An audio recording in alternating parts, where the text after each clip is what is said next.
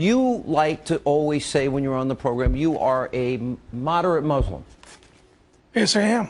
Have the voices of the Islamic community, are they loud enough to take on the radicalism that's hijacking their religion? Well, they're not loud enough. We need to gather momentum. Shows like yours have given voices to moderate Muslims like me, and it is good.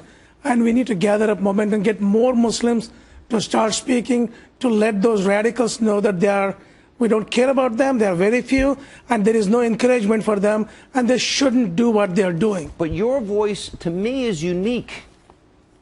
I don't think, well, Judith Miller, you're shaking your head no.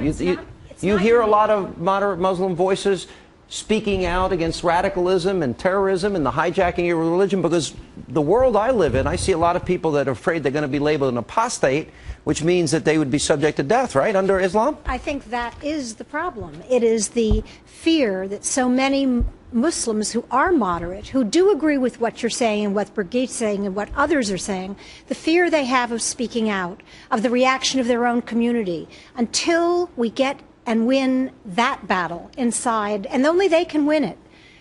We're going to go on creating the impression that the Islamists, the jihadists, are the majority, and they are not. Is that right, Brigitte? Not necessarily, because if the majority are peaceful, loving Muslims, then what do they have to worry about in their own community? Look at the Muslims in the United States. If there was ever a group of people who are protected under our Constitution to speak freely and be protected, and supposedly the majority of them are moderate, how come they are not bonding together? And if any radical hurt any of them when they speak up in defense of the United States, the radicals should be squashed. So you're saying Mike is an anomaly? Mike Gauss, you've debated him many times on my show. Is he an anomaly? Mike, no. There are people like Mike, but where are the funders of people like Mike? Where is the funding? You're going to tell me there's not one mega millionaire from Saudi Arabia or the Islamic world that can give Mike $5 million and say, you know what, I believe in your moderate message. I want to help you build a grassroots organization. Where does CARE get its funding? Exactly. CARE gets its funding from the Middle East. Mm-hmm. Well, CARE is not getting, I think they used to get the funding from Middle East, but they're not. But the moderate Muslims are gaining momentum.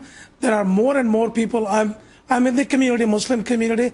There is a lot of support for what I am doing. Does the Muslim community support me? Because I've been very outspoken against radicalism and Sharia and the treatment of women under Sharia.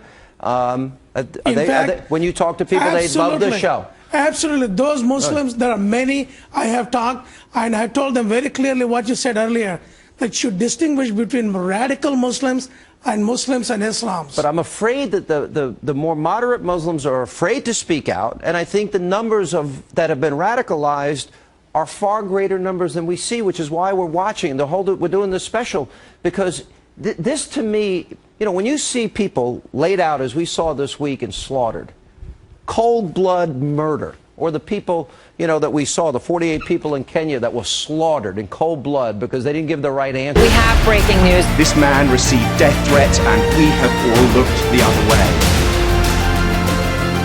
Won't even answer that question. Answer one question.